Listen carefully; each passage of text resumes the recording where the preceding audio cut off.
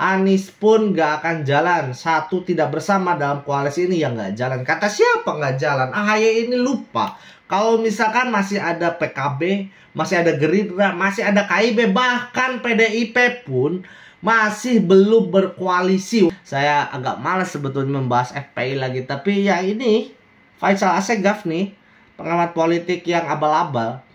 Katanya gelar karpet merah buat putra Jokowi. P3 ngaku siap kami tampung Mas Kaesang. Kalau misalkan di Nasdem gelar karpet biru, kalau di P3 ngakunya gelar karpet merah. Koalisi perubahan ini nggak berubah-berubah dari dulu, hanya sekedar wacana. Padahal katanya udah ada tim kecil. Terus juga deklarasi katanya akhir tahun, terus Januari, Februari, sekarang April katanya. Udah nggak jelas nih koalisi perubahan. Oleh karena itu kemarin-kemarin kita lihat juga Anies Baswedan mengunjungi pura, terus juga ke gereja. Ya walaupun sekarang sudah ada gelar yaitu Yohanes.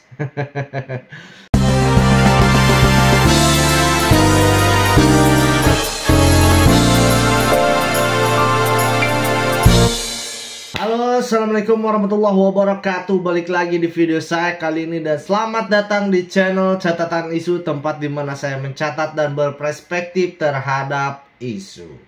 Sahabat-sahabat, kembali lagi di konten politik. Kenapa politik? Karena politik selalu banyak intrik yang menarik untuk kita perbincangkan. Teman-teman, sahabat-sahabat semua, ada berita yang menarik tentu saja ketika saya selalu upload setiap hari. Yang pertama ada berita soal Kaesang yang sekarang mulai tertarik terjun ke dunia politik, mengikuti jejak ayahnya, mengikuti jejak kakaknya, mengikuti jejak Bobby atau kakak iparnya.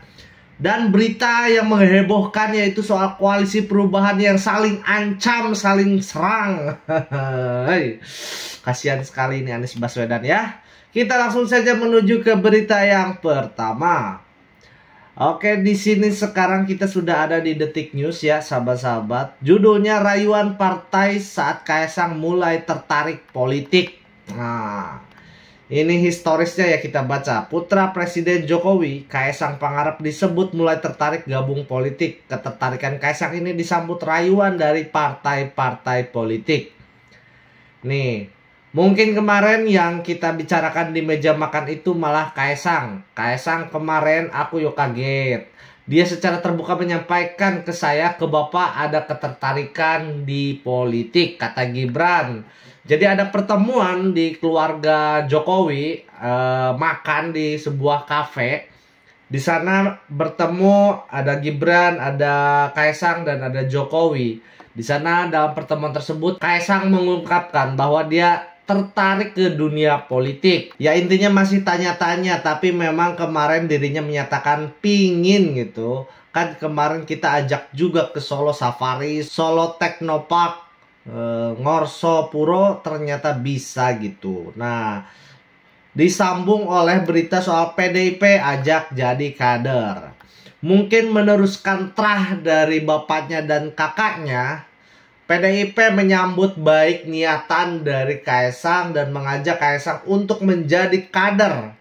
Di sini juga disampaikan, saya sarankan Mas Kaesang bergabung saja dengan PDIP, mendaftar sebagai anggota partai terlebih dahulu, mengikuti jenjang kaderisasi kepartaian di PDIP. Mulai dari tingkat pertama Madya hingga utama, jenjang kaderisasi mulai dari DPC hingga DPD dan DPP agar beliau mengerti ideologi dan garis perjuangan partai. Langkah ini penting agar Mas Kaesang bisa merasakan berproses dari bawah, kata PDIP. Nah, berita selanjutnya di sini Sandiaga ngomong juga nih soal Kaesang. Sandiaga katanya saya dengar mau masuk Gerindra ya, kata Sandiaga nih. Nah, Wakil Ketua Dewan Pembina Partai Gerindra sekaligus Menpar Ekrab Sandiaga Uno menyambut baik kabar putra bungsu Jokowi Kaesang yang tertarik dunia politik. Sandiaga mendengar mau masuk Partai Gerindra. Nih Sandi menyambut baik, ya tentu saja anak presiden, siapa partai mana yang gak menyambut baik kalau misalkan gabung ke partainya.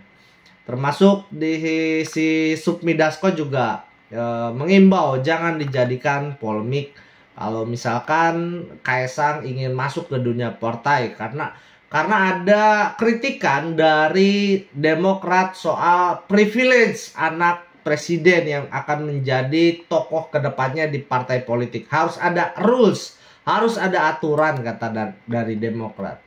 Kalau dari Nasdem mengingat soal Kaisang anak presiden, Nasdem siapkan karpet biru buat Kaisang yang tertarik terjun ke politik. Ini rayuan maut dari Gus Coy mengatakan pihaknya akan memberikan karpet biru untuk putra bungsu Presiden Jokowi, Kaisang Pangarep yang tertarik ingin terjun ke politik. Gus Coy sapaan akrabnya ini menekankan hal itu bukan karena Kaisang anak presiden. Ini statementnya begini nih. Kalau mau masuk Nasdem kita sambut dengan karpet biru. Hehehehe. Bukan karena anak presiden, bukan karena anak siapa, bukan. Anak-anak muda yang mau gabung dengan gerakan perubahan. Nah ini kita sambut dengan karpet biru. Bisa aja ini ngomong-ngomong soal Nasdem. Gelar karpet merah buat putra Jokowi, P3 ngaku siap kami tampung Mas Kaisang. Kalau misalkan di Nasdem gelar karpet biru, kalau di P3 ngakunya gelar karpet merah. Jadi udah banyak partai yang siap menampung Kaisang. PDIP udah jelas, historisnya juga PDIP, keluarganya. Terus juga ada tadi Gerindra, ada Nasdem, juga ada P3. Termasuk PAN juga pengen merekrut si Kaisang ini menjadi kadernya. Nah selanjutnya nih ada berita soal koalisi perubahan. Ini berawal dari Demokrat tebar ancaman soal duetnya Anies. Elit Nasdem geram habis. Kalau macam itu kita tak bisa berdiskusi lagi. Nah teman-teman kita baca ini berita yang serius nih. Ini berita yang serius karena menyangkut Anies Baswedan.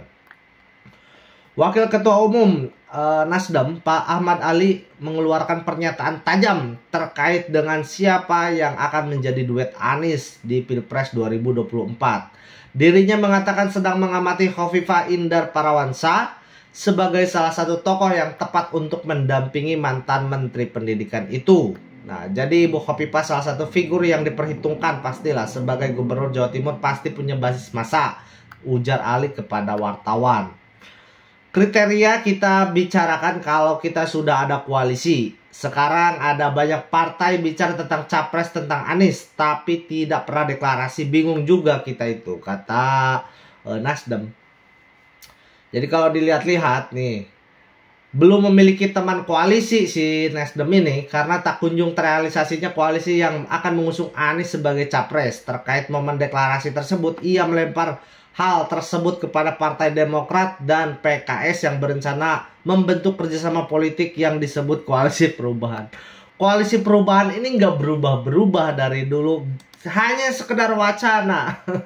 Padahal katanya udah ada tim kecil. Terus juga deklarasi katanya akhir tahun, terus Januari, Februari, sekarang April katanya. Udah nggak jelas nih koalisi perubahan. Disinggung soal nasib koalisi perubahan bila tak jadi cawapres, AHY balik lagi ngancam 2 parpol saja, Anies nggak jalan. Ini ancaman dari AHY. Nih pertanyaannya sekarang, apa niat dari itu? Apa niat berkoalisi? Dan ingat tidak ada satupun di antara partai-partai itu yang bisa berdiri sendiri, memang betul.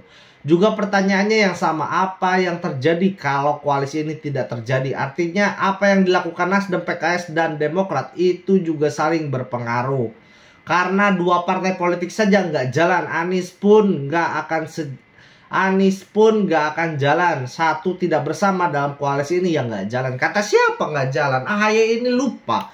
Kalau misalkan masih ada PKB, masih ada Gerindra, masih ada KIB, bahkan PDIP pun masih belum berkoalisi, walaupun PDIP itu punya 20% lebih presidensial threshold.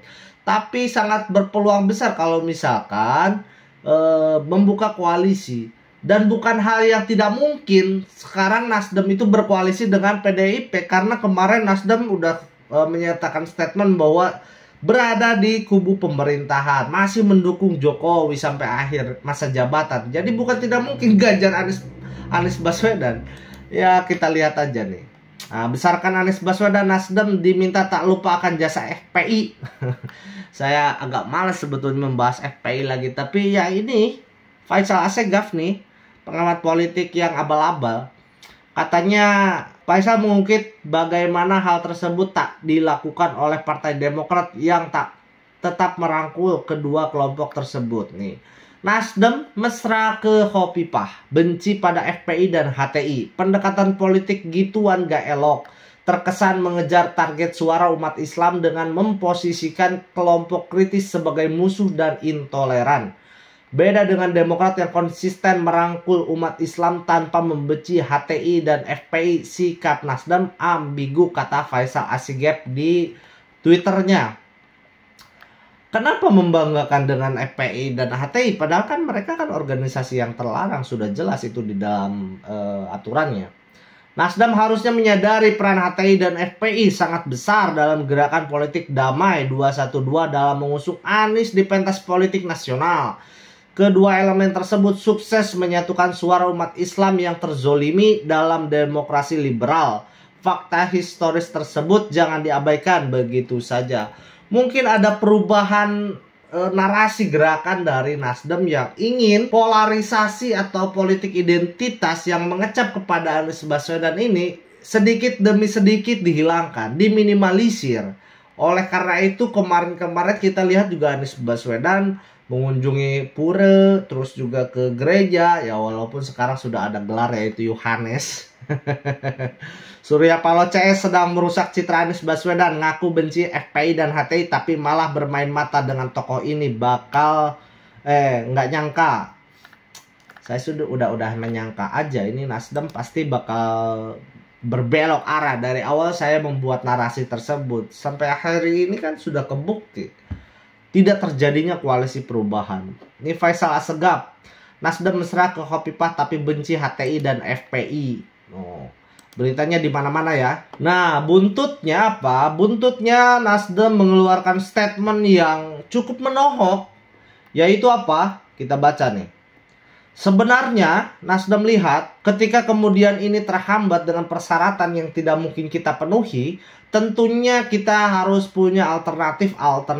Bayangkan, Nasdem sekarang sudah berpikir tidak berkoalisi dengan PKS dan Demokrat. Mereka berpikir punya alternatif. Tunggu saja dalam 1 atau 2 hari ini akan ada cerita, ya ada berita, ya bisa jadi kita mengambil langkah-langkah lain. Jadi gerakan Demokrat dan PKS yang mengancam Nasdem ini membuat Nasdem kepanasan dan ingin membuat ancaman balik dengan membuat alternatif di luar koalisi PKS dan Demokrat. Mengerikan. Buntutnya juga apa? Efeknya apa? Prabowo Subianto ungkap kemungkinan PKS join koalisi Gerindra PKB, Anies Baswedan ditinggal. Udah jelas kan? Udah jelas sekarang. PKS bakal merapat ke Gerindra PKB. Nasdem mungkin akan merapat dengan KIB. Bagaimana dengan Demokrat? PDIP nggak bakal mau dia merangkul Demokrat. Udah jelas SBY itu musuhnya Megawati, jadi gak mungkin lah untuk koalisi. Ya, AHY gimana tuh kabarnya? Nggak tahu lah. Itu aja untuk video kali ini dan ditutup. Wassalamualaikum warahmatullahi wabarakatuh. Bye.